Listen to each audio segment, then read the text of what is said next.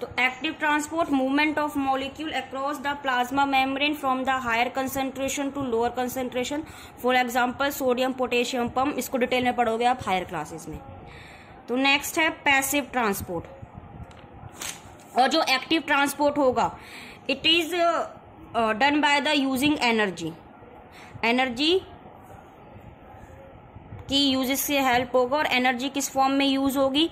ATP की form में। It require the energy, ठीक है। तो एटीपी की फुल फॉर्म मैंने आपको बताई थी, एडिनोसिन ट्राइफॉस्फेट। क्या बताया था मैंने आपको? Adenosine triphosphate. Now it is the passive transport,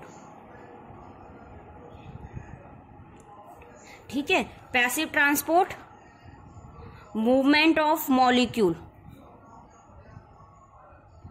movement of molecule from higher concentration to low concentration. तो ये अलोंग द कंसंट्रेशन ग्रेडियंट है, तो it does not need any energy, no energy require, ठीक है। यहाँ पे नेक्स्ट है कुछ जो ट्रांसपोर्ट होते हैं उसमें हेल्प करते हैं प्रोटीन्स, कैरियर प्रोटीन्स, कि जो मेम्ब्रेन पे, प्लाज्मा मेम्ब्रेन पे कुछ प्रोटीन्स होते हैं ना, वो मूवेबल हो सकते हैं, मतलब वो प्लाज्मा मेम्ब्रेन के अक्रॉस भी मूव कर सकते हैं। तो उसके लिए वर्ड लिखते हैं कैरियर प्रोटीन। तो कैसे लिखोगे? The movement of molecule, movement of molecule, ये वो मॉलिक्यूल हैं जो इजीली पास नहीं हो सकते, किससे? हाइड्रोफोबिक टेल से। किससे पास नहीं हो सकते हैं? हाइड्रोफोबिक टेल से। तो movement of molecule from higher concentration to low concentration, लेकिन with the help of carrier protein. तो उसके लिए वर्ड यूज करते हैं फैसिलिटेटेड ट्रांसपोर्ट। भाई कोई सिस्टम चाहिए, कोई मीडिएटर चाहिए इनको, मॉलिक्यूल्स को मूवमेंट कराने के लिए, ठीक है। तो उसके लिए वर्ड यूज लगाते हैं फैसिलिटेटेड ट्रांसपोर्ट, ठीक है। अब देखिए मैंने आपको बताया था कि प्लाज्मा मेम्ब्रेन है वो कैसी होती है? फ्लेक्सिबल होती है, ठीक है। तो वो जो उसकी फ्लेक्सिबिलिटी है वो दो प्रोसेस में और हेल्प करती है। एक होता है एंडोसाइटोसिस और दूसरा होता है एक्सोसाइटोसिस। तो नेम इंडिकेट कर रहा है endo mean inner, endo mean inner, और साइटोसिस मतलब सेल के अंदर, प्लाज्मा मेम्ब्रेन के अंदर, ठीक है। तो कोई भी मॉलिक्यूल है, सपोज जैसे आपने पढ़ा होगा अमीबा, तो अमीबा में जो फूड है वो किसकी हेल्प से होता है? With the help of the pseudopodia, injection of food. मतलब ये मैं सेल बना रही हूँ, एनिमल सेल में ही होता है एंडोसाइटोसिस और एक्सोसाइटोसिस। क्यों? क्योंकि प्लाज्मा मेम्ब्रेन डायरेक्ट कांटेक्ट रहती है विद द एक्सटर्नल एनवायरनमेंट।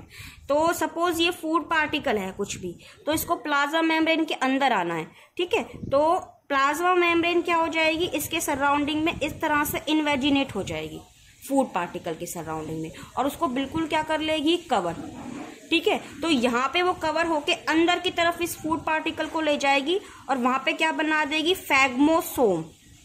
क्या बना देगी वो? फैगमोसोम, ठीक है। और अमीबा की बॉडी के अंदर लाइसोसोम जो होंगे वो क्या रिलीज करेंगे? Some digestive enzyme that help in the digestion of food.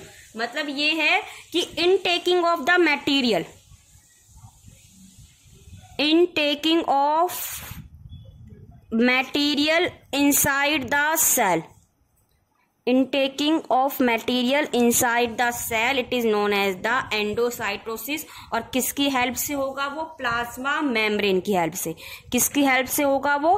Plasma membrane की हेल्प से। और होगा क्या कि जब भी कोई पार्टिकल्स को सेल के अंदर जाना है तो जो प्लाज्मा मेम्ब्रेन है उस पार्टिकल को क्या कर लेगी? कवर कर लेगी और वो अंदर चला जाएगा। फिर वो क्या बना देगा? वैक्यूल या फैगमोसोम बना देगा।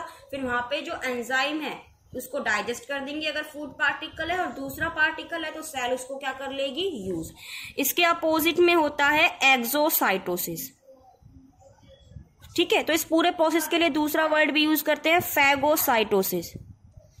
फैगोसाइटोसिस का मतलब होता है सेल ईटिंग, मतलब सेल के अंदर जाके डाइजेस्ट करना, सेल उसको यूटिलाइज कर रही है। Next is the exocytosis. तो एक्सो का मतलब आउटर, बाहर निकलना, किससे? सेल से। तो मैं कह रही हूँ ये सपोज ये सेल है, एनिमल सेल है, तो इसकी आउटर कवरिंग ये क्या रिप्रेजेंट कर रही है? Plasma membrane.